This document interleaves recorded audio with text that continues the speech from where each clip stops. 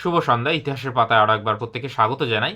SSC সংক্রান্ত যে সমস্ত মামলা চলছে কলকাতা হাইকোর্টে, তার কি হয়েছে ছোট্ট করে আপনাদের আপডেট দিয়ে দিই। প্রথমত, গতকাল অনেকেই এসএমএস করেছিলেন যে 10 নম্বর মামলা কি খারিজ হয়ে গেছে, এরকমটা শোনা যাচ্ছে। একদমই না, বিষয়টা ওরকম হয়নি। অর্ধসত্য কথা। কীরকম বিষয়টা একটু বুঝুন। সেটা হচ্ছে যে এইটা 10 নম্বর যে এক্সপিরিয়েন্সের মার্ক দেওয়া হচ্ছে, তার যে মূল মামলা সেইটা তো চলছেই। কোন মামলাটা খারিজ হয়েছে ভালো করে বুঝুন।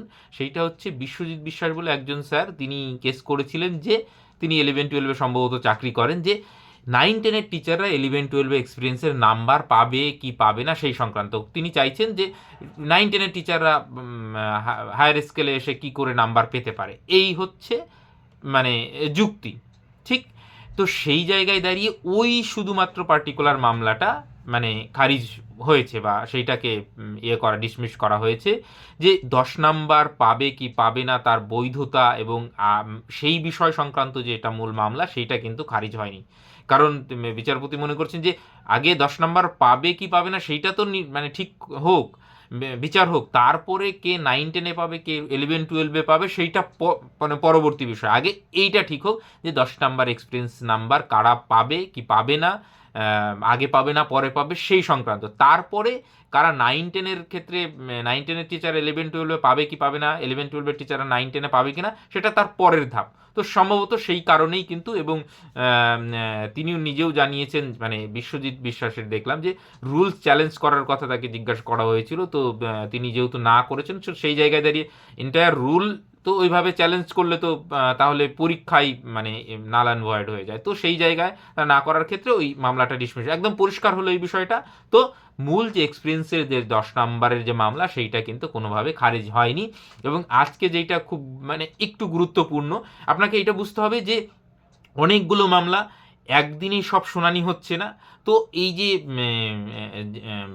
যেটা হচ্ছে এই 17 রকমের দুর্নীতি হয়েছিল আপনারা জানেন, তো সেই জায়গায় দাঁড়িয়ে যে টেন্টেড আনটেন্টেডদের যে লিস্ট, টেন্টেডদের লিস্ট এখনো পরিপূর্ণ হয়নি বলেই বারবার দাবি করছেন ফিরদৌস শামীম এবং এই এই উকিলবাবুরা যারা রয়েছেন। তো তারা চাইছেন যে পূর্ণাঙ্গ যে টেন্টেড লিস্ট এবং সিবিআইয়ের যে তালিকা, সুপ্রিম কোর্টের যে নির্দেশ, সেইটা পুরোপুরিভাবে এসএসসি মানুক।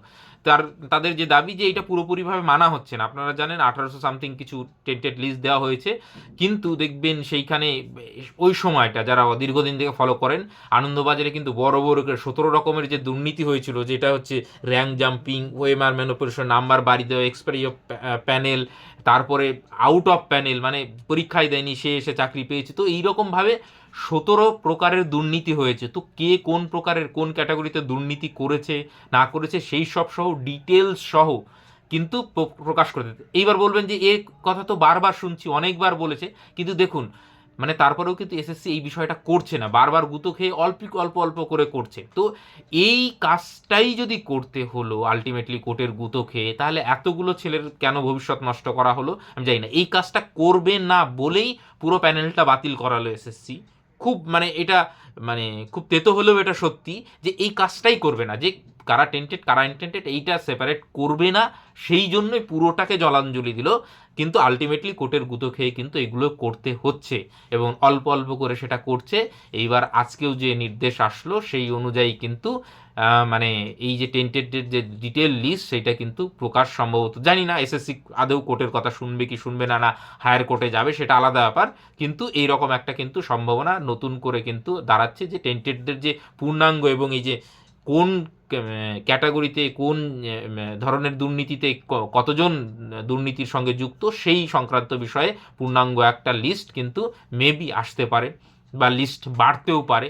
এবার সেটা এসএসসির ওপর ডিপেন্ড করছে। কোর্ট তো অর্ডার দিয়ে মানে দিচ্ছে অনেক দিন থেকেই, এবং সেটা সুপ্রিম কোর্ট থেকেও আপনারা জানেন।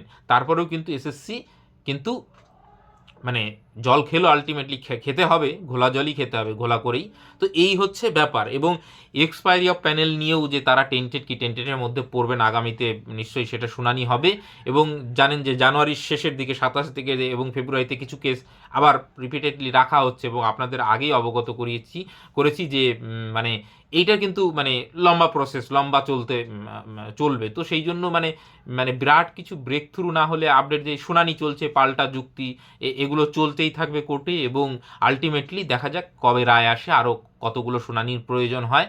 তো আমাদের অপেক্ষা থাকবে যে ফাইনালি সমস্ত শুনানি কমপ্লিট হয়ে একটা ফাইনাল জাজমেন্ট আসুক, তাহলে মোটামুটি আমরা এই যে এসএসসি সেকেন্ড এসএলএসটি যেটা হলো সেইটার ভবিষ্যৎ আমরা অনেকটা বুঝতে পারবো। কারণ মানে হাইকোর্টের সিঙ্গেল বেঞ্চে দীর্ঘ শুনানি হয়, তারপরে তার ওপর বেস করে কিন্তু অনেকটা বোঝা যায় যে কোন দিকে মামলা গড়াতে পারে, আইনি বৈধতা কোন দিকে জোর। আপনারা বা আমরা অনেক রকম মন্তব্য করতে পারি, কিন্তু আইনের যে একটা ব্যাপার রয়েছে সেটা হয়তো সবটুকু আমরা অতটা ডিপলি ভাবছি না, যেটা বিচারপতিরা দীর্ঘ শুনানি এবং আইনি পরামর্শ নিয়ে আইনের যে মারপ্যাচ রয়েছে তার উপর ভিত্তি করে একটা জাজমেন্ট আসবে।